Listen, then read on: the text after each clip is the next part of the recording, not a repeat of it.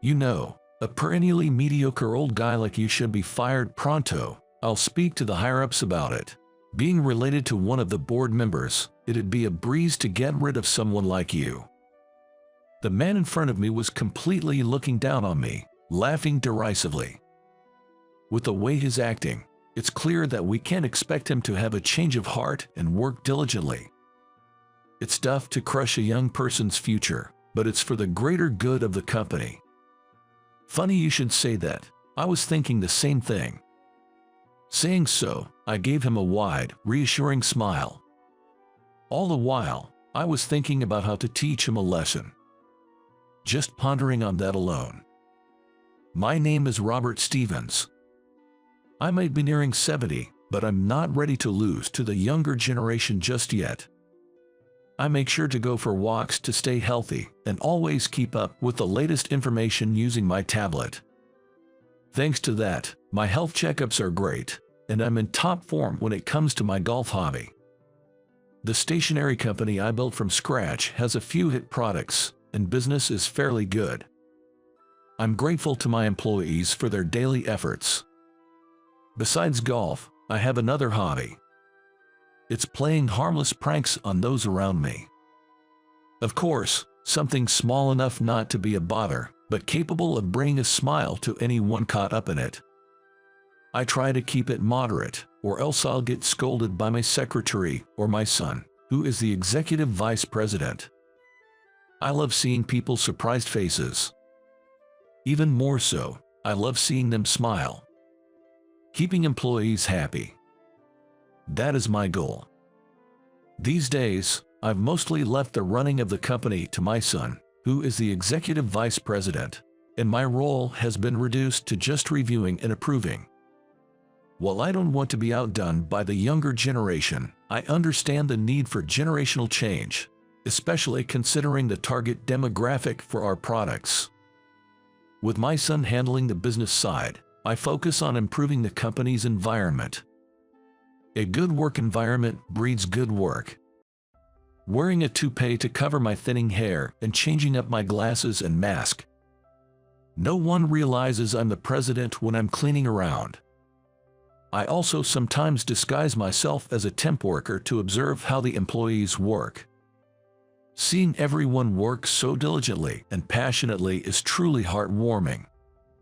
I'm planning to visit the sales department for inspection today. With my salt and pepper wig and fake glasses, I'm a completely different person. I wonder what fun things will happen this time.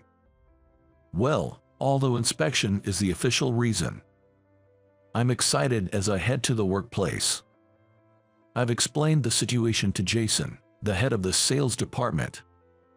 My little hobby is well known within the company, and it seems everyone is anxiously wondering when it'll be their turn. But I have no intention of stopping.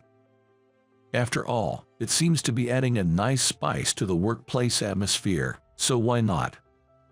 My seat is at the very end, closest to the door. In other words, it's considered the least prestigious spot. I always find myself assigned to such a place. Upon taking my seat, the young man next to me promptly greeted me. "You're Robert, right? My name is Alex. I'm looking forward to working with you starting today." The young man, speaking in a calm tone, properly greeted me, even though I was just a temp. "Likewise, I'm looking forward to working with you." After exchanging greetings, Alex started explaining the work to me. His explanations were clear and concise, and he frequently checked to ensure I understood everything. I intuitively knew this young man was competent in his job. Morning. Just then, a lethargic voice came from the direction of the door, and a young man with brightly colored hair sluggishly walked in. He heavily sat down at the desk in front of Alex and stretched out with a big sigh. "Good morning, Robert. This is Michael. He's a colleague from my cohort, but..." "Who's this old man?" "Say temp." Well, I'm the ace of sales here, so don't hold me back." I was taken aback by his haughty attitude, but Michael, the young man, yawned loudly without paying any heed to those around him. Michael comes from a family with a board member in our company and is considered to have a promising future. Alex explained with a wry smile. So, he's a case of nepotism gone wrong, I thought to myself, though I didn't voice it out loud. I just nodded without changing my expression, deciding to observe him a bit more. Michael's work ethic was worse than I had anticipated. He spent very little time at his desk and was often found slacking off elsewhere, browsing magazines at a nearby bookstore or lingering at a coffee shop. Sometimes, he was even found napping or playing games in an unused meeting room. But that wasn't all.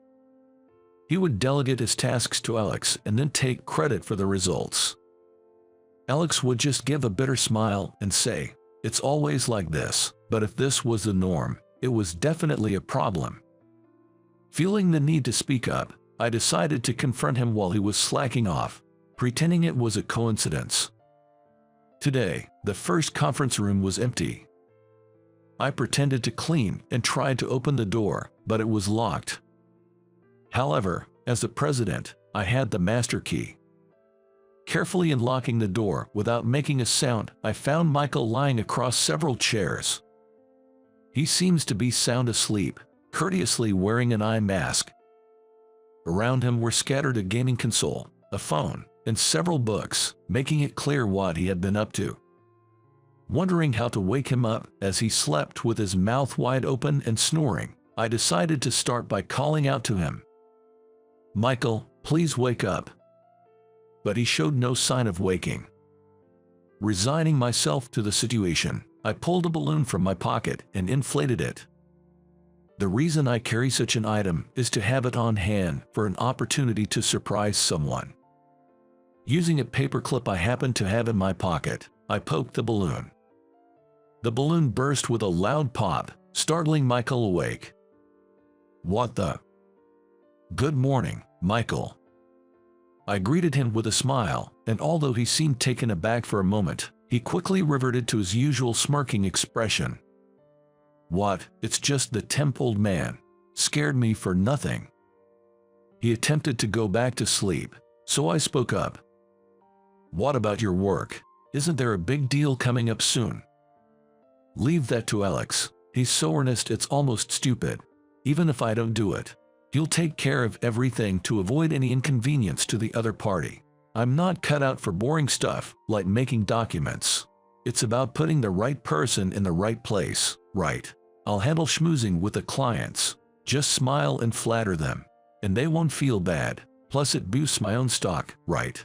I just need to give it my all on the day of the event. The grunt work is someone else's job." "I see. Is that so?" "So, it seems he's not particularly useful in negotiations or presentations and merely tags along." I wondered if his supervisor was aware of this behavior and immediately doubted it. This type always has a good front. They act arrogantly towards peers or those they consider beneath them but ingratiate themselves with superiors and clients. It's easy to imagine. Indeed, until I witnessed it myself, there had been no reports of any issues with his work attitude. Unbothered by being caught, Michael intended to go back to sleep, lying down on the chairs he had arranged. "I'm gonna sleep some more. Can you clean another room? And don't make noise, okay? Are you not going back to work?" "What, old man, you giving me orders? As a temp, haha, that's ridiculous." He started laughing, holding his stomach as if mocking me. "My uncle's on the board of this company. Someone like you could easily be fired, you know." "Is that so?" "The fact that you're still a temp at your age is just pathetic. You're incompetent, right? Don't act all high and mighty with me. You and I are not in the same league."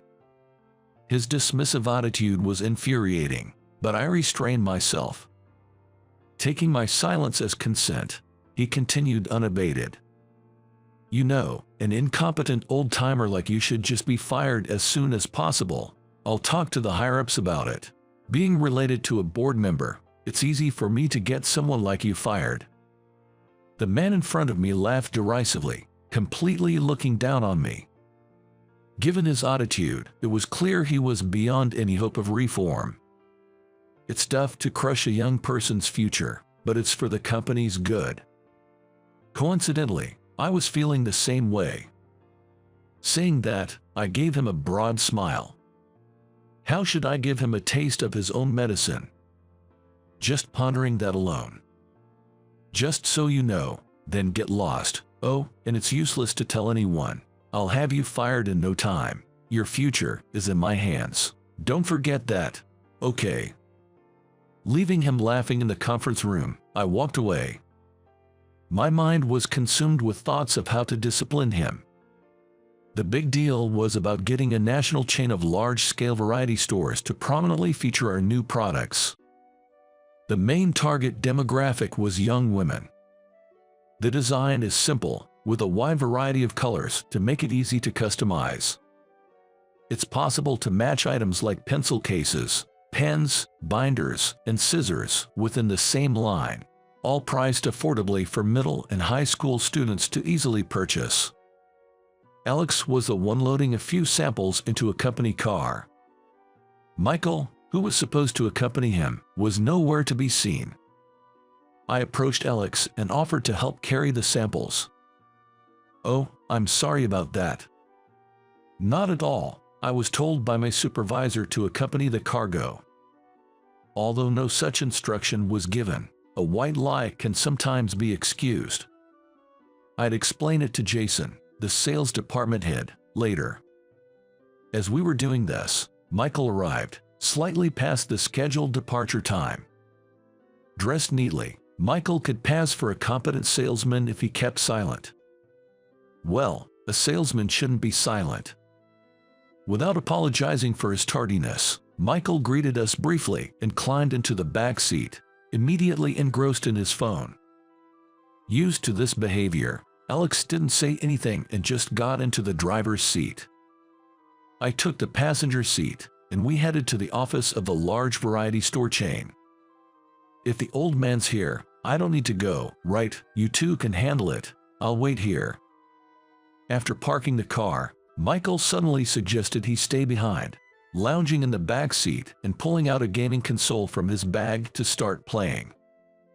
"But we told them it would be you and me attending, didn't we?" "Shut up. Just say I had a sudden illness and the old man came instead. I'm not really into the receptionist at that place anyway." "Didn't you try to talk to her last time we were there?" "Did I? Well, I'm not going anyway. Just handle it however. I don't see the point in putting so much effort into work." With that, Michael ignored any further attempts to speak to him, engrossed in his game. Resigned, Alex sighed and said, "Let's go," leading the way. I followed him, carrying a large box. The president of the client company, Mr. Anderson, is an old friend of mine, and I've visited his company several times. As expected, the receptionist recognized me and panically started to stand up, but I gestured for her to stay quiet with a look, and she nodded, turning pale. Alex seemed puzzled by this, but when the representative appeared, he silently followed. Robert, I mean. Never mind, it's nothing." It seems Alex is quite perceptive. His negotiation went smoothly, and we successfully sealed the deal. Back at the car, Michael was still engrossed in his game. Alex knocked on the car window and called out to him. But Michael barely acknowledged, just lifting his head. "So, went well without me, right?" "Well, yes, but..." "Hey, old man, don't tell anyone I skipped the negotiation. You don't want to get fired, right? Being homeless at your age would be the worst." Michael's laughter indicated he was mocking us completely. I've witnessed the decisive moment when he was slacking off at work, and I can also obtain testimonies. I decided to summon him the next day. The following day, for Jason from the sales department, I called Alex and Michael to the president's office. Of course, today I was without a wig and dressed in the formal suit I wear for presidential duties. I couldn't wait to see their reactions when they discovered my true identity. As I waited with a smirk, the door knocked and the three entered. "Hello, glad you could make it." I smiled warmly, but Michael's demeanor didn't change much from usual. He seemed unaware of my real identity. Alex looked tense and worried, while Jason seemed confused about why he was there. "Yesterday, I heard we secured a big deal, and it was thanks to your efforts. I wanted to express my gratitude." At this, their expressions brightened, relieved. "That's expected. It's rare for someone to be called into the president's office for such a reason." They probably hadn't heard of it happening before. "Mr. Stevens." Michael stepped forward, seizing the moment. "Thank you for your 2 kind words. I've been preparing for this contract for days." His bold claim made my smile stiffen. Unaware of my reaction, Michael rambled on. "This Alex here can't do anything without me telling him. What do you call it? Instructed dependency syndrome. So, I took the lead in planning and strategizing." Michael made these claims while eyeing Alex and addressing me. Jason looked bewildered at him, saying nothing. Feeling like I'd seen enough of their relationship, I sighed and spoke up. "Is that so? Actually, the client company contacted us. Who did the explaining during the negotiation?" "I did." Michael eagerly raised his hand. "I also heard there was someone who stayed in the car playing games." "Oh, that was this guy. I told him to act properly, but he wouldn't listen." Michael's ease in deflecting his own actions onto Alex revealed his true character. He seemed to only think about himself. "Really, Alex, I thought you were very conscientious." "Jason, this guy only pretends to be diligent. I always end up cleaning up his messes." "No, that's not true. Alex tried to protest but fell silent under Michael's glare. He must be feeling threatened with the possibility of being fired as well. Regardless, he seems overly timid, but as the president of the company, I should step in and handle this situation. I've heard about it. Some folks occasionally nap in the meeting rooms, and there are employees in our company who linger too long in coffee shops during work or browse magazines in bookstores, causing inconvenience. I've been thinking that we need to address this issue." "Yes, that's this guy." Michael pointed at Alex. Alex looked down resignedly, clenching his fists. "That's strange. Alex always reports his whereabouts properly. There shouldn't be any times when we don't know where he is." "What?" "When I was in the sales department, Alex was always hard at work. It didn't seem like he had any time to slack off."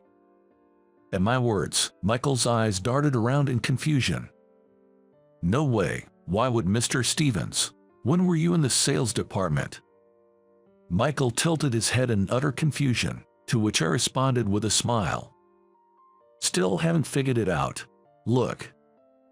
Saying so, I put on a wig with streaks of gray hair. This is, of course, something I wore while infiltrating the sales department. And as I changed my glasses, Michael's face turned pale in shock. "What? You're that old temp guy?" "Michael, watch your language." Jason interjected, cutting off Michael's words, and Michael covered his mouth with both hands. He must have realized he was in the wrong. It's only natural after all the lies that were told. "Yep, I'm the old temp guy. It seems you didn't notice. But you have hair, Mr. Stevens's." "Don't you say another word." It seems Alex noticed, though. Alex, suddenly brought into the conversation, hesitantly opened his mouth. "Yes, I didn't mention it on purpose since it seemed you were trying to keep it under wraps." I nodded at his words. Alex is indeed excellent, very perceptive, unlike someone else here. Looking at Michael, I saw him pale-faced, opening and closing his mouth, as if trying to come up with an excuse. But he was seen through completely. Any excuse would be futile. "So, Michael, you can fire me anytime, right?" Because your uncle is on the board, you think your promotion is guaranteed. Strange. In our company, no one can be fired or promoted without my approval, and certainly not just because of family connections. I should probably have a word with your uncle then, shouldn't I? Well. I stood up and opened the door to the adjacent room, which was connected. Inside, my son, the executive vice president, and his uncle were waiting. Michael, what have you done? I may have referred you at the time of hiring, but that was it. I don't have any say in personnel matters, and we are strangers at the company, as I've told you. Using my name to threaten your colleagues is outrageous. As soon as the door opened, his uncle started scolding him fiercely. Michael was already on the verge of tears. Michael, anything you want to say? It's clear from observing you these past few days. Everything you've said was a lie, wasn't it? It was Alex who prepared and succeeded in the business negotiations, not you. On the contrary, you were the one slacking official. The accusations you made against Alex were false. It was you who were doing those things. As I confirmed slowly, Michael slumped to his knees. He was aware of his wrongdoing but thought he could deflect it onto others. Such a despicable mindset. I need to think about how to reform his character. But first, there are others I need to speak with. So, Jason, can't you manage your subordinates? If you had been keeping an eye on Michael, perhaps he wouldn't have gone this far. Yes, you are absolutely right. You knew Alex was overburdened with work, didn't you? Why didn't you investigate? Yes, it's entirely my fault. I thought as long as the work was getting done, it was fine. Understanding your subordinates' work is a critical part of being a supervisor. You should reflect on this as well. I'll inform you of your disciplinary action later, but don't worry, you won't be demoted. I'm looking forward to seeing how you'll improve from here on. Yes, I'm very sorry. Jason offered a deep apology. Taking responsibility is part of being a boss. I've always believed this myself.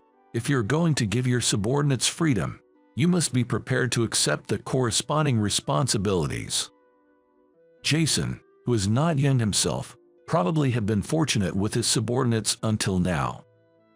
He likely never imagined he would be in a situation where he'd have to take responsibility like this. Then, I turned to Alex. Alex, your work ethic is commendable. However, if you keep taking on everyone else's burdens, you'll eventually burn out.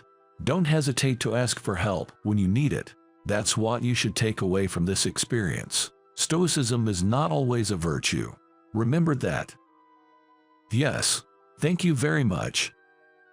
Alex looked me in the eyes and responded firmly. There was a spark in his eyes that made me believe he would continue to do well in the future. Sales department, let's review everyone's workload. Actually, this applies to the entire company. We need to check if the workload is unevenly distributed or if anyone is being overworked. Let's investigate this.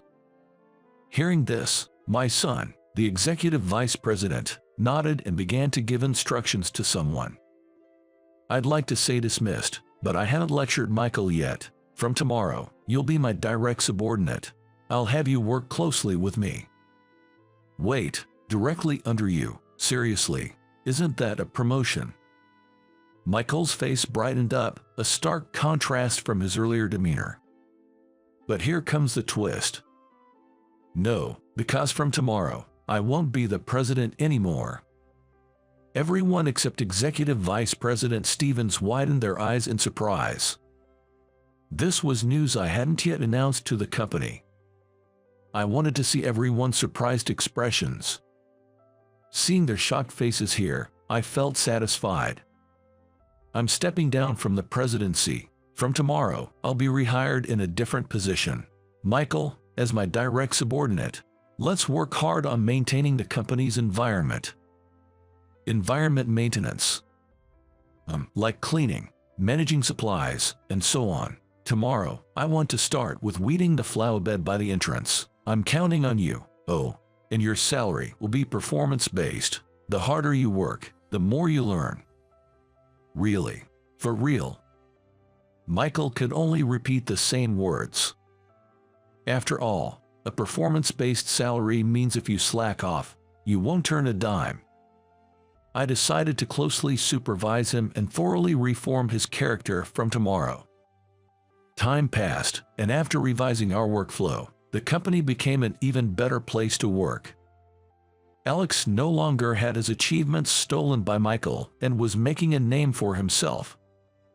He was the top performer in the company, and other companies specifically requested Alex for business dealings.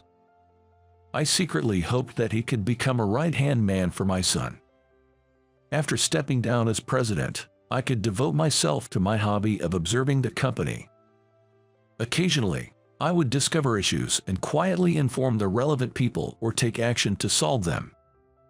It's fun, almost like being a detective within the company, Michael would say. Despite my initial expectations, Michael diligently completed tasks like cleaning and weeding. He found the visible progress of cleaning and beautifying spaces surprisingly enjoyable. According to his uncle, Michael was spoiled as a child and had never done chores, but he turned out to be quite suited for these tasks when treated as job responsibilities. With a relatively straightforward nature and the right mix of reward and discipline, Michael might grow into a significant asset. Today, we're maintaining the flower bed in front of the entrance. We seasonally replace and prune the flowers to delight visitors to the company. Taking care of these flowers is mostly a hobby of mine, but some people look forward to seeing what blooms next, which really motivates me. Mr. Stevens, I'm exhausted. I'm going to get heat stroke. Oh my, is it that time already? I tend to lose track of time when I'm engrossed, so it's really helpful when Michael reminds me like this. My son, now the president, and the rest of my family are grateful to him for inadvertently taking care of my health. Let's take a break. Here, Michael, look at my hand. As I said this, I magically produced a piece of salt candy from my seemingly empty hand.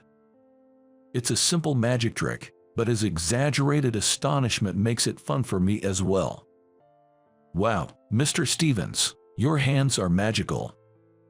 Seeing him laugh like that brightens my day. The phrase "the right person in the right place," which he mentioned before, comes to mind now. Being reassigned under me might not have been what Michael initially wanted, but seeing him work so happily now, it might have been for the best. Had he stayed in sales, things might have turned out much worse. Within the framework of a company, everyone has a role to play. I believe fulfilling that role diligently is crucial as a professional. To ensure that all employees work comfortably, we as management must continue to put forth effort. After all, our people are our greatest asset. Even though you are at a barbecue joint, you can't even afford the fancy cuts of meat, right? Pickles are more than enough for the poor. My former classmate, a banker named David, looked down on me with disdain and aggressively spilled a plate of juicy pickles. The plate overturned right onto the red cardigan I had gifted my mother. Do you even realize what you've done? Apologize right now, and I might still forgive you. Why should I, an elite from Evergreen Bank, apologize to a loser like you? I was just sharing some pickles, wasn't I? He didn't even try to hide his smirk. I see. I understand your thoughts clearly. Mom, let's move the $30 million to another bank. What? He stood there, dumbfounded, unable to grasp the situation. He never took me seriously, but things dramatically changed the next day. My name is Scott, a 36-year-old former banker. After my father passed away when I was in high school, it was just my mother and me. I managed to graduate from college using scholarships, but I quit my job soon after I started working. Since then, I've settled into a new job and life has finally stabilized. Today, to show my appreciation and celebrate my mother's 60th birthday, we came to her favorite barbecue place. When I gave her a red cardigan as a birthday present, She was so delighted she put it on right there. While we were grilling tongue and short ribs, my mom was happily crunching on cucumber pickles. Even though it was her big day, and I wanted her to enjoy more of the meat she loves. "Thank you, but I really love these pickles at the barbecue place. Don't worry, I'm also enjoying the meat," she said, continuing to smile and enjoy her meal. If my mom is happy, that's what matters, so we continued to eat joyfully until suddenly, the private room's door slammed open. "Hey, isn't that Scott? I haven't seen you since you fled from work, but you seem well." The voice belonged to David, my former classmate and colleague at the bank. David and I were classmates in high school, constantly competing for the top grades. However, I was always slightly ahead, which unilaterally earned his dislike, making this unexpected reunion quite awkward. Back in high school, he always treated me as a rival. "Don't act snobby just because you're good at studying. This time, your guess just happened to be right."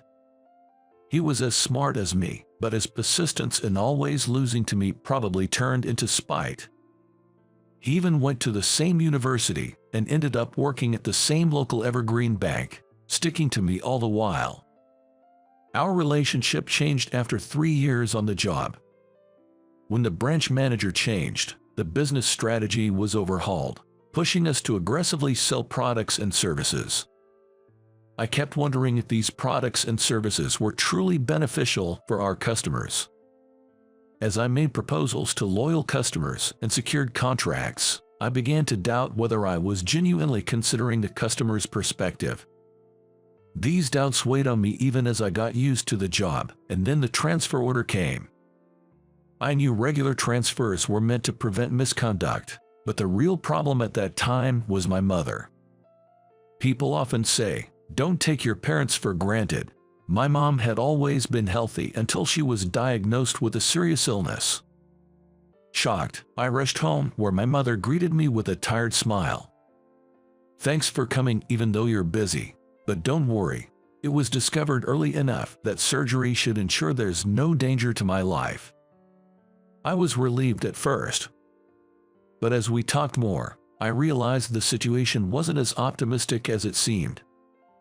Although the surgery had a high success rate, my mom would need to recover at home for quite some time, making it difficult for her to even manage daily activities, let alone go shopping. Assistance was necessary for trips to and from the hospital, and should her condition worsen at home, immediate care would be required. In other words, someone would need to assist my mom throughout the day. After discussing with my mom's primary doctor, it was clear that living alone during the day would be challenging. Considering the situation with my mom, I decided, after much deliberation, to resign from the bank. I had felt uneasy about the bank's policies, and moving to a distant location, leaving my mom alone, was out of the question. When I submitted my resignation, my supervisor got disappointed and tried to persuade me to stay. Though I felt guilty for leaving a place that had been good to me, my mom's health was my priority. Thus, I left the bank after 3 years. I've never regretted my decision, but for David, it seemed to be the first time he thought he had beaten me. The day before my last day, he came to my desk, sneering as he spoke. "Lucky for you that your mom got sick just in time." His unexpected and cruel words shocked me. I was already tense with my mom's upcoming surgery. I couldn't understand how he could say something so cruel at a time like this. But he just watched my speechless reaction and started laughing disdainfully. "Don't make excuses. You just couldn't handle the bank's quotas and ran away because you couldn't cut it in sales, right? Is that all you came to say? Bad timing. I've got handover work to do, so please move aside." I managed to reply, holding back my anger. He scoffed and continued, "Being smart at school doesn't mean you can hack it in the real world. You've never faced failure before, so you were using your mom as an excuse to run away." Without the will to respond, I stayed silent, and he got even more aggressive. Must be nice, huh? Quitting before everyone realizes you're a failure who can't meet company standards. What are you going to do now? Hide at home with your mom? Yes, that's exactly what I'm going to do. I'm staying home to take care of my mom, and I won't be working outside anymore, so leave me alone. I lied hastily to get rid of him. He burst into laughter as if he'd heard the funniest joke, then announced loudly across the office, "Hey, hear that? Scott's going to become a shut-in from now on. He's retiring from society to be a bum." In the past, his smirking face would have left me feeling bitter. But now, I see it as my final liberation from this unwanted, inseparable relationship. With that, I calmly continued preparing the handover documents. After that, my mom successfully underwent her surgery and recovered at home as planned. She regained her health completely, and I began working again, establishing a new lifestyle. One day, we decided to celebrate her 60th birthday and her recovery at a barbecue restaurant, a special treat. She was happy with the present I prepared, and we were having a good time when he suddenly barged in. "I saw you when you went to the restroom earlier and thought it might be you. Turns out it really was Scott the loser." He smirked as he threw snide remarks at me.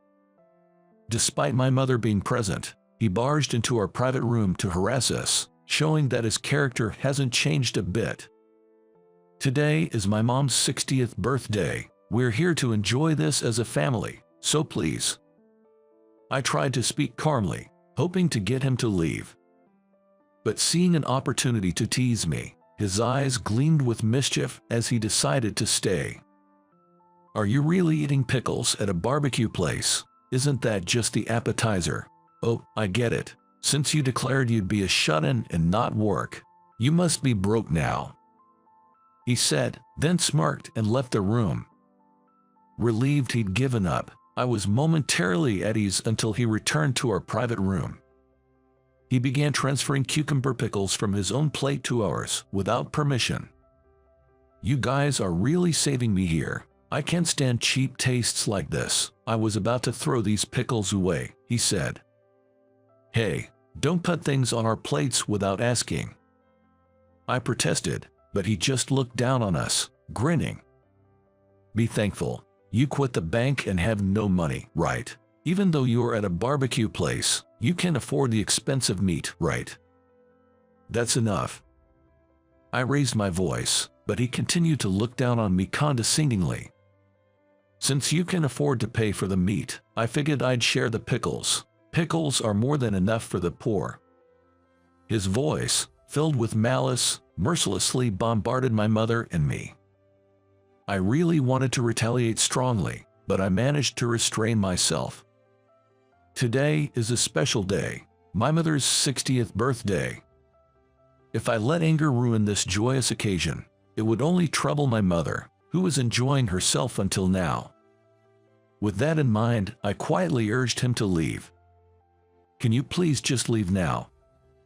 "Oh, not running away today. Weren't you the one who quit the bank job crying because it was too tough? Looks like you should be the one to leave this restaurant, spineless Scott." His taunting only made my blood boil. But causing a scene here would only trouble my mother and the restaurant. I just run into him today. David is someone I shouldn't even be meeting anymore. He's like a stone on the roadside, a traveler you pass by on a trip, never to see again. No matter how much he insults me, I just need to let it slide for now. If I don't respond, he'll get bored and leave soon. Thinking this, I remained silent, but this only seemed to irritate him further. Frustrated, he furrowed his brow and picked up the plate of pickles he had added earlier. Then he deliberately spilled the juicy pickles all over. The plate overturned right onto the red cardigan I had gifted my mother. Yikes. "Oops, sorry about that, ma'am. My hand slipped," he said, offering an insincere apology with a smirk as my mother's cardigan got drenched in pickle juice and cucumber slices.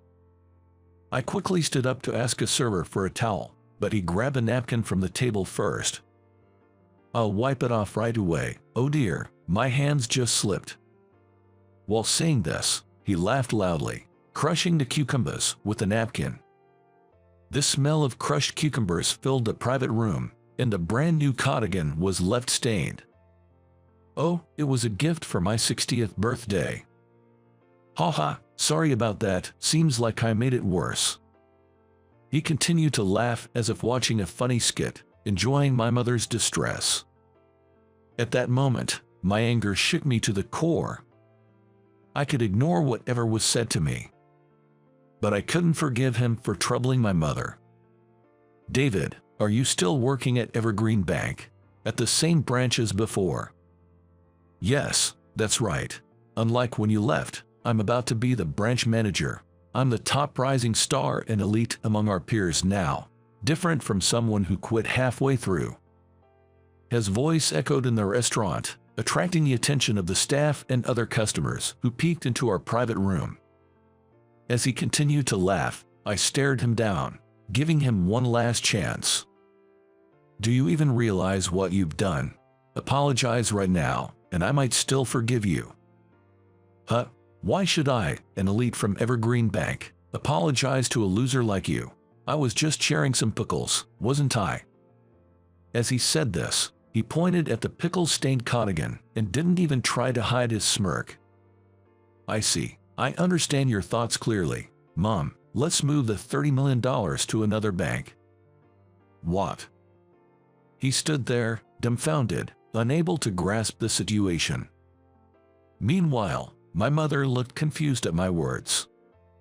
What's going on? We've always wanted to repay your gratitude by dealing only with Evergreen Bank because you were working there after graduation. But a person from Evergreen Bank has insulted you and me. I kept my anger in check, but it seemed my irritation was evident to both my mother and him. I continued, staring at his stiffened face. Listen, David, we both have social standings and we're not kids anymore. If you dare insult us like this in public, you must be prepared for the consequences. So what? He responded brusquely, showing no intention of apologizing. I sighed deeply and said firmly, I'm done dealing with you. I've decided to transfer the $30 million we have at Evergreen Bank somewhere else. After this, you'll probably understand what kind of a mess you've really caused. What are you talking about? You're saying you have $30 million in deposits. That's not even a good joke. Go ahead and cancel it if you can. It seems that he still doesn't believe I have a $30 million deposit at the bank. It's embarrassing that you'd lie like that. Don't come crying to me when you regret it. If you can withdraw $30 million from our bank, I'll applaud you, but that's impossible for a shut-in poor like you. We'll see who regrets it. I've only told the truth. Look forward to what happens tomorrow. With that, I left him sitting there as I got up from the table. As we paid and left the restaurant, he continued to mock us. Do you really think I'd believe such a pathetic bluff? I'm looking forward to seeing what happens to you guys. Ignoring his continued taunts, we headed home from the barbecue restaurant. He thought it was all a lie and didn't take it seriously, but the next day, everything changed. I heard from a former colleague that the Evergreen Bank was flooded with calls right after they opened the next day. Some people even went directly to the bank to inquire, and the staff was overwhelmed with responses. David, who had arrived at work as usual, was summoned by the furious manager, James. What's all this commotion about today? Did something happen? What have you done? James, usually calm, yelled as if he had lost control of himself, veins standing out on his forehead. Taken aback by the intensity, David apologized while trying to understand the situation. The phone lines are almost crashing because of the inquiries about what you did at the barbecue restaurant yesterday. What? I did go out for barbecue yesterday, but... Confused, he wiped the sweat off his forehead. Then, James showed him a video on his phone. It seems you caused a disturbance at the barbecue restaurant yesterday. There's a video of it online now, and it's causing a huge problem. The video is online. He grabbed the phone and focused intently on the small screen. The video showed the exchange between him and me from the previous day. Why is there a video of this? I don't know anything about it. But that's you in the video, David. Calling someone a poor and mocking them. What were you thinking? James's words made him spit in defiance. I just ran into an old friend by chance and got carried away joking around. Is it wrong to eat barbecue? And why is this video spreading? The fuss was so great that a customer at the restaurant recorded everything. Then it was posted online as a scandal involving a bank employee. At James's words, he began to tremble, turning pale. The video had already been viewed over 1 million times, and deleting it now wouldn't suppress the issue. My elite life is over. How can I solve this problem? Your elite life is over. That doesn't matter. What you did is a major issue, but the person you insulted was none other than Scott. As they were talking, other bank employees came to call James and him. My mother and I had just arrived at the bank. As I had declared the day before, I was there to close the account and withdraw the $30 million. However, the counter staff informed me that such a large transaction couldn't be processed there and asked us to come to a private room where James would join us. The bank employee who guided us knew about yesterday's incident, so they decided to have him join the discussion too. David, who rushed in with James, began sweating profusely the moment he saw my mother and me. When James heard from the bank employee that I intended to withdraw the entire $30 million and close the account, he tried his best to persuade me to reconsider. Please reconsider. Can you at least tell us why? The reason? He knows it well. Yesterday, when I told him I would close the account, he readily agreed. He must have remembered his defiant words. He looked around uneasily and then took a few steps towards me to speak. But before he could say anything, James dropped the thunder. What have you done? Angering our top client like this is irreversible. Scott is a top client. That must be some mistake. He's a quitter who left this bank halfway through. James, you're making a terrible mistake. James's anger seems incomprehensible to him. He smirks as if he's heard a joke and speaks dismissively. Scott is just a poor man. He certainly doesn't have $30 million. James, his face turning red with anger, got even angrier with him as he continued to make excuses. It's not a misunderstanding. He's saying he wants to withdraw all $30 million from his savings. This man is a CEO of a major IT company. James exclaimed, finally realizing the truth of my words. After leaving the bank, I started managing assets from home and saving funds, which I then invested in a startup. By networking with talented entrepreneurs, I eventually founded and now run my own IT company. Hearing my background from James, he stood frozen, his face pale and silent. I spoke slowly to him. Now do you understand that I wasn't joking? I can't trust a bank where people like you work. But I didn't know. I'll apologize if you want. Just please don't withdraw your money from the bank. He was still condescending, disappointing not just me but also others. James, who had witnessed everything, looked at him with disdain and anger. I thought you were a competent banker. What a disappointment. As you heard, ridiculing a customer and showing no remorse questions your integrity. I cannot entrust my assets to this bank. I reiterated my demand to withdraw the $30 million, and James sighed deeply, reluctantly agreeing. Thus, I withdrew all my assets from Evergreen Bank. He resisted to the end, shouting, "How can someone like you, who ran away from a tough job, succeed enough to have $30 million? Aren't you just a coward?" But I just shook my head calmly. Why do you criticize leaving so much? Assessing the situation and choosing a different path is not something to be ashamed of. But you abandoned your job and lost to me. Leaving from the workplace is proof of no responsibility. It seemed that being a banker was the only thing he could boast about as a victory over me.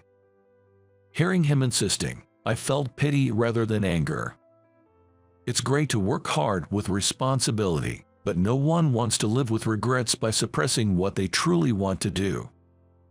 Regrets? I recalled the day I decided to resign. Faced with a promotion to a distant location and my mother's surgery, followed by difficult home care. When these two futures were presented to me, I chose my mother's health. There are people who will follow the path you aspire to, and there are those who will live like me. Everyone should choose the life that suits them best. You have to decide your own life. How is that different from being selfish? I work hard. I am going to be the most successful person in this bank. I am great. He kept repeating his argument, almost screaming by the end. When someone's thoughts become so rigid, advice from others no longer reaches them. I left the bank feeling sorry.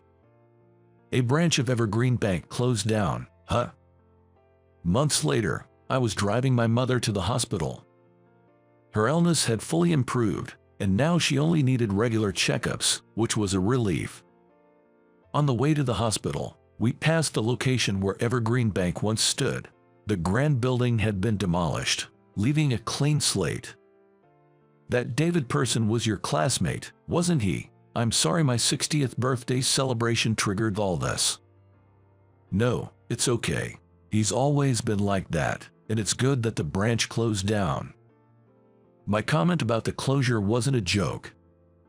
This information comes from a new acquaintance in the finance industry. According to him, ever since James took charge, the branch's reputation among customers had steadily declined. James had favored David, a high-performing banker, and together they changed management policies. Even during my time, we were forced to sell unnecessary products to customers. After I left, their methods became more blatant, treating customers who refused products as poor and behaving arrogantly, while being overly courteous to big clients. This unfair treatment had been problematic for a while, and there were frequent complaints against Evergreen Bank itself. With the recent scandal, the bank could no longer protect James and David. As Evergreen Bank was already reducing staff by merging branches, they quickly decided to close the branch where David worked. Other bank employees were given placements elsewhere, but James and David were not offered decent transfers. Assigned to a department that only organized old documents all day, David, with his bruised pride, resigned voluntarily after enduring about a month. I deserve a much better job, he declared, slamming his resignation letter down before leaving the bank. James tried to cling to his job, but after David left, he was solely blamed for the branch's closure. Unable to withstand a cold treatment from colleagues and bosses, he followed David in resignation. Afterwards, James searched for a new job but couldn't find employment within the same industry due to his tarnished reputation. Nevertheless, needing to make a living, he eventually found a job as a bank security guard. Once a manager pushing unnecessary products for performance, he now finds himself humbly responding to customers' complaints. On the other hand, David's life took a harsh turn after his wife divorced him and took their children with her. Forced to sell his home to pay for the divorce settlement and property division, he now lives alone in a cheap apartment. Currently, he works as a part-time employee at a local supermarket, struggling to make ends meet and pay child support. Interestingly, his manager and supervisor are former high school classmates whom he used to mock, but now he has no choice but to diligently follow their orders. He is assigned to the deli section, where he sells items like potato salad and pickles daily. However, still clinging to his elitist attitude, he grumbles, "How can someone like me deal with something as poor-looking as pickles?" and neglects proper stock management. This results in poor sales, leading to frequent lectures from his once classmate, now supervisor. One can only hope that he will reflect on his behavior and change his way of living. As for my mother and me, we decided to redo her 60th birthday celebration. This whole experience made me reconsider what I truly value. I was reaffirmed that resigning was the right decision, and I felt deeply content with my choice. Mom, happy 60th birthday again. Without you, I wouldn't have had the chance to close that account. Let's continue to enjoy life in good health. Thank you, I'm proud of you. My mother replied, smiling gently, obviously pleased. Motivated by these sentiments, I resolved to keep following the path I believe in. As I reflect on these thoughts, I open my computer again today to complete my work with pride. You're going to be single like this forever. I saw my classmate who stole my fiancée from me 12 years ago. But now, I was no longer single. Let me introduce you to my kid. What? And the moment he saw my child, he completely lost it. My name is John. I'm 40 years old. I'm an ordinary office worker with a wife and kids. Back in middle school, I was shy and preferred reading books in the school library over playing with friends. Books gave me knowledge and I enjoyed immersing myself in their worlds. So, I would always read in the library. One day, a girl approached me. You come to the library every day, right? Is that book interesting? Do I know you? The girl who spoke to me, her name was Emily. We weren't in the same class, but she was well known, so I remembered her name. She had a mature quality that didn't seem typical for a classmate, and she was very popular with the boys. She was the school's it girl. I was surprised that she spoke to someone as unremarkable as me. Even though there were other boys around. I must have looked suspicious as I glanced around. She laughed at me. Hee, of course I'm asking you. I'm Emily. What's your name? I'm John. Do you want to borrow this book? I just finished it. It's really good. I finished the last line of the book and handed it to her. She accepted it happily, her face lit up with a big smile. Thank you. I've been really curious about this book. I was debating whether to borrow it after returning my other book.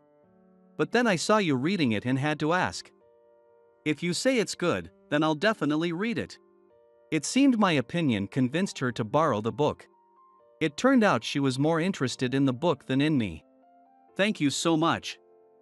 See you later. Since it was after school, she thanked me and left with the book. To me, she was like a whirlwind rather than the it girl. Suddenly appeared, borrowed the book, and left just like that. But she was the first person to ever ask me about a book, so I didn't mind at all. Other classmates were more into playing soccer or baseball outside.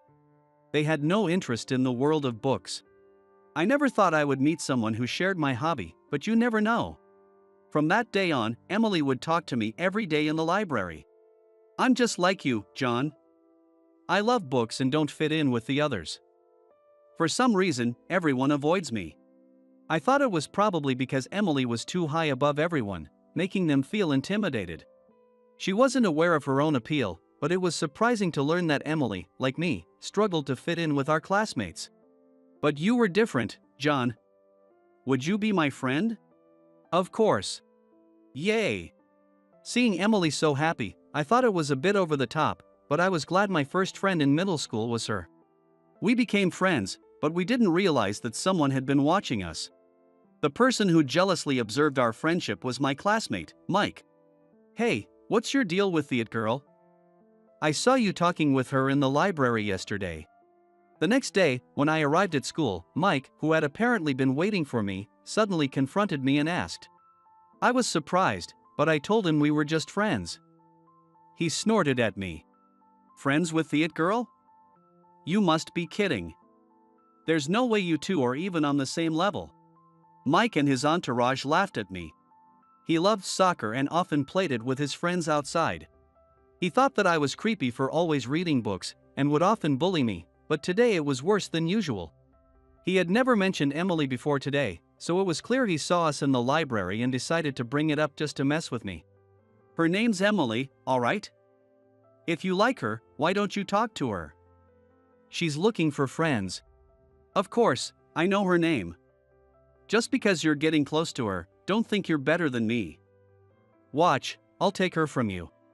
I honestly was just friends with Emily, and Mike was wildly mistaken. But she was my first real friend.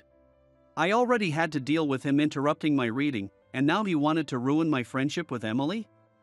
I had a bad feeling. And that feeling proved correct.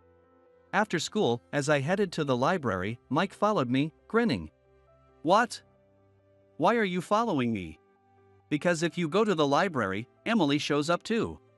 I wanted to point out that Emily came to the library because she loved books, not because of me, but it seemed too much trouble to explain. So I just let him be. When I reached the library, I returned the book I had borrowed. As I picked out a new book from the shelves, Emily appeared. John! She immediately ran towards me when she saw me, but Mike stepped in front of her, blocking her path. Whoa, you startled me. Who are you? I'm Mike. I'm friends with John, and I've heard a lot about you, Emily. I came along because I wanted you to recommend some books to me. Really? Nice to meet you, Mike. Emily seemed to believe him completely. As I watched, annoyed at Mike's lie, Emily started recommending books to him. I should get going. Not wanting to interrupt, I tried to leave, but Emily noticed and tried to call me back, only to be blocked again by Mike. Aren't there any other good books? Well. Emily started looking for other books upon Mike's request. Meanwhile, I left the library. From that day on, Emily and Mike grew closer. I continued to read at a distance, trying not to let it bother me.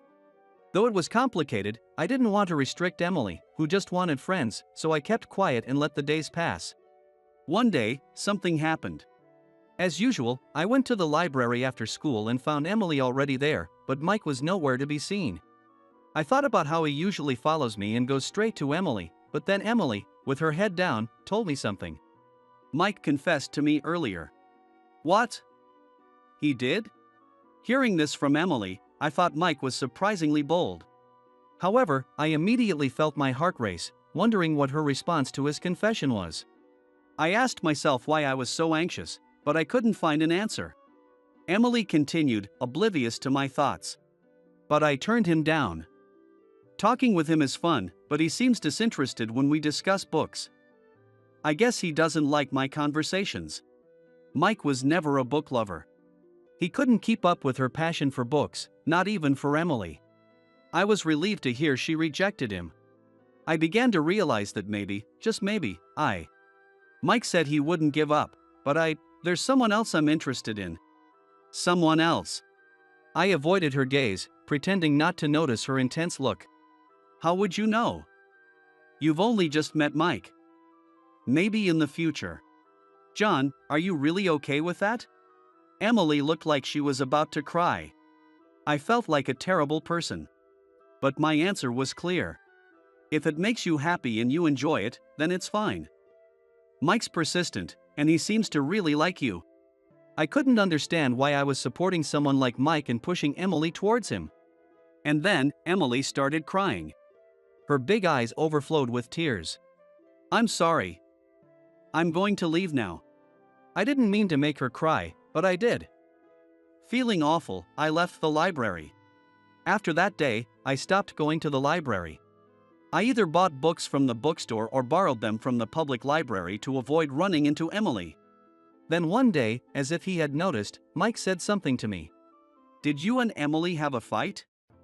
You haven't been to the library at all. Well, it's great for me, having her all to myself. Good for you. Mike, oblivious to the fact that I had made Emily cry, tried to gloat, but I wished them well. Mike looked disappointed, expecting me to react differently. I knew he just wanted to provoke me, so I didn't take the bait. However, deep down, I didn't feel good about it.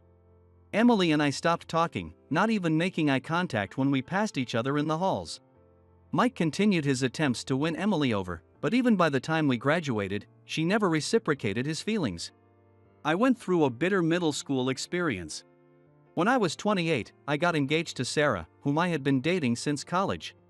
Life was going well, both at work and in my personal life. Hey, John. Long time no see. Mike. My face involuntarily tensed up upon seeing Mike for the first time since middle school. We had run into each other on the street. Is she your girlfriend? I'm Sarah, John's fiancée. Sarah replied politely to Mike, shaking hands. Mike looked impressed. Then he put his arm around my shoulder and whispered so Sarah couldn't hear. She's gorgeous and polite. How did you score someone like her? Just like with Emily, she's way out of your league. We've been together since college. How about you and Emily? You kept trying, didn't you? I naturally thought of Emily and asked. Mike looked genuinely downhearted and said, Emily.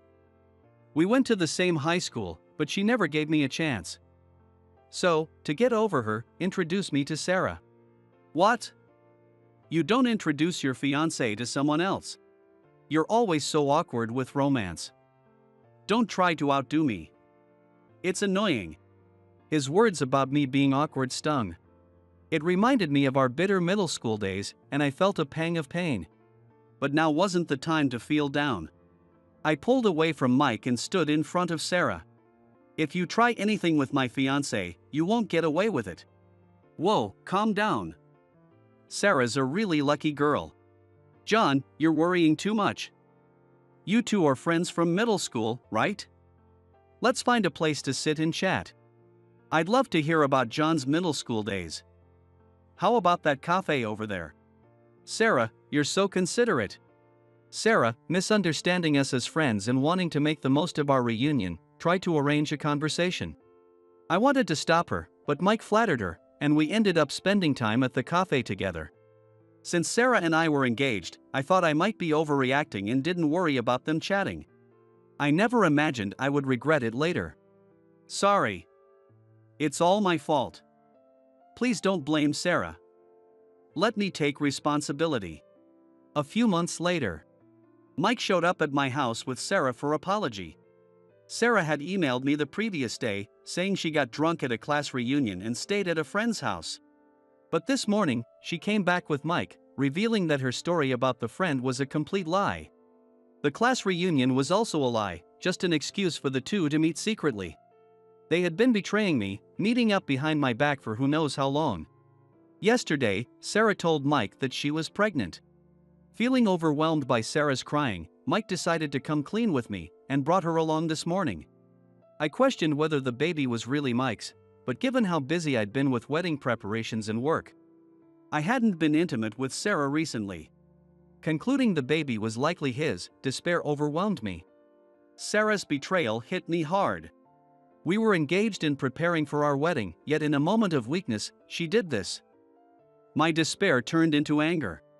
I realized too late what kind of person Mike really was. So, how do you plan to take responsibility? I asked Mike, trying to stay calm and suppress my rising anger. Sarah was sobbing uncontrollably and couldn't speak. I found it unbelievable that she could put on such a performance after cheating on me. I wanted to cry myself, but I waited for Mike to speak.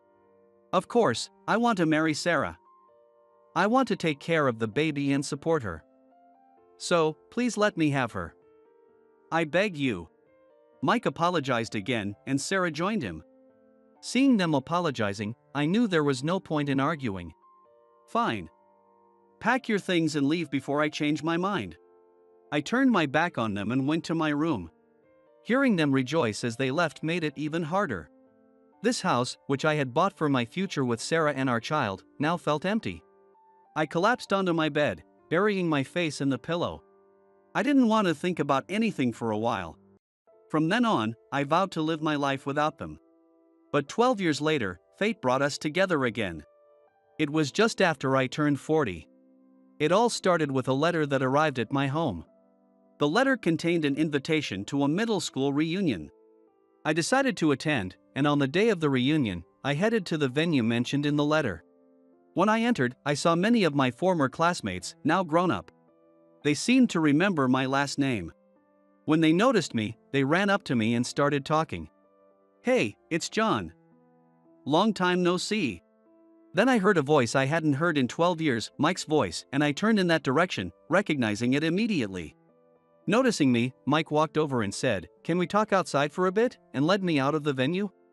How's Sarah doing? I asked first, and Mike gave a short reply, "She's fine. The kid's grown up, in middle school now." It's like looking at our younger selves. I may not have gotten Emily, but I took Sarah from you. So I'm satisfied. Mike's true nature, which he never showed in front of Sarah, was now clear. I realized he had taken me outside to reveal this. Why are you so obsessed with taking things from others? Did I ever do something to you? You didn't do anything. It's just 12 years ago, when I saw you with Sarah in town, I realized nothing had changed since middle school. There was always a girl by your side, and I was always alone. It disgusted me that this was still true as adults. So, he decided he had to take something from me this time. I was dumbfounded, realizing it was all just petty jealousy, but at least I finally understood his reason. Mike hasn't changed at all, then or now. But this time, I beat you. You'll be single forever.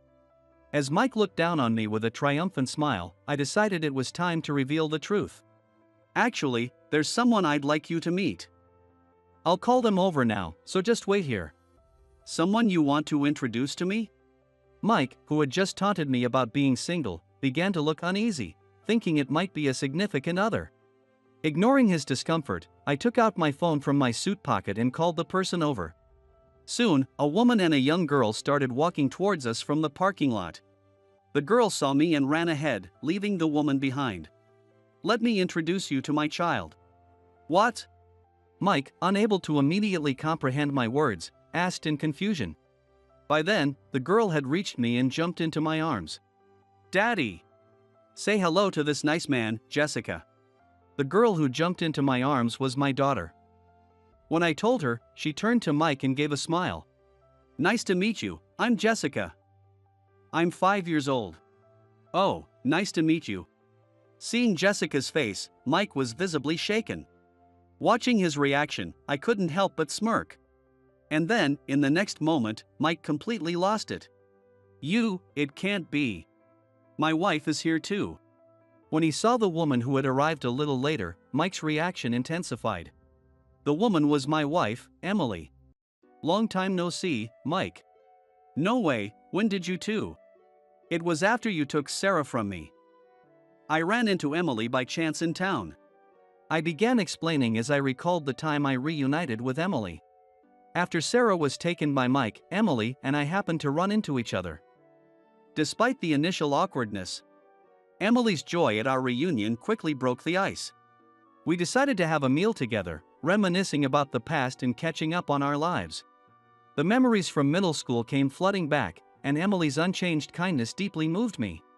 When I apologized for pushing her away back then, she said she was slightly hurt but didn't mind anymore. I thought you were just being considerate of Mike and me, she said. Thinking she hated me, her words brought us closer together. We exchanged contact information and started meeting up again, talking about books as we used to. Besides talking about books, we watched movies together, went out for meals, and had several dates. When I finally confessed my feelings that I couldn't express in middle school, Emily teared up and told me she felt the same way. Over time, we got married and had a child, and I felt truly happy. Thanks for marrying Sarah. Because of that, I met Emily again, got married, and have a child. I owe you one. I told Mike with as much sarcasm as I could muster, and he stormed off in a rage. I hoped this would teach him to stop taking things from others.